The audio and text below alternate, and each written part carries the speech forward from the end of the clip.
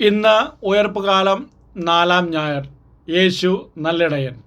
യേശുവിൻ്റെ ആത്മവിശേഷങ്ങളിൽ ഏറ്റവും സുന്ദരമായത്, തീർത്തും ശാലീനമാണ് ഈ വിശേഷണം, ഒപ്പം വളരെ ശക്തവും.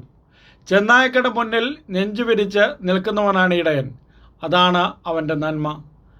മരണവുമായി വരുന്ന ചെന്നായ്ക്കളുടെ മുന്നിൽ ഒരു മതിലായി നിന്നുകൊണ്ട് ആടുകളെ സംരക്ഷിക്കുന്നവനാണ് നല്ലിടയൻ. അപകട സാധ്യത 100% മണെന്നറിഞ്ഞിട്ടും തന്നെ ഏൽപ്പിക്കുന്നവരെ സംരക്ഷിക്കുവാൻ ശ്രമിക്കുന്ന ഏതൊരു വ്യക്തിക്കും ചാർത്താവുന്ന വിശേഷണമാണ് ഇടയൻ. പക്ഷെ നല്ലിടയൻ എന്ന വിശേഷണം അത് ക്രിസ്തുവിന് മാത്രമുള്ളതാണ്. കാരണം അവൻ വന്നിരിക്കുന്നത് കൂടെയുള്ളവർക്ക് ജീവനുണ്ടാകാനും അത് സമർത്ഥമായി ഉണ്ടാകാനുമാണ്. ജീവൻ നൽകാൻ ശേഷിയുള്ളവനാണ് നല്ലിടയൻ. ഇന്നത്തെ സുവിശേഷത്തിൽ ഏകദേശം 5 പ്രാവശ്യം നല്ലിടയൻ ആടുകൾക്ക് വേണ്ടി ജീവൻ അർപ്പിക്കുന്നു എന്ന് ആവർത്തിക്കുന്നുണ്ട്. ഈ അർപ്പണത്തെ മരണമായിട്ട് മാത്രം കാണരുത്. ഇത് സ്നേഹത്തെ പ്രതി ചെന്നായ്ക്കൾക്കെതിരെ പൊരുതാനുള്ള മനസ്സും കൂടിയാണ്.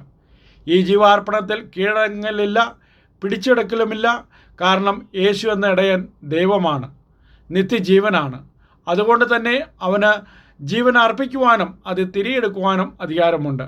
ഒരു നല്ല ഇടയൻ ആയിത്തീരുക എന്നതായിരിക്കണം നമ്മുടെ ലക്ഷ്യം. നമുക്ക് യേശു എന്ന നല്ലിടയൻ നമുക്ക് മാതൃകയായി തീരട്ടെ. അതിനായി നമുക്ക് സങ്കീർത്തനം 23 ഇന്ന് പ്രത്യേകം പ്രാർത്ഥിക്കാം. കർത്താവാണ് എൻ്റെ ഇടയൻ.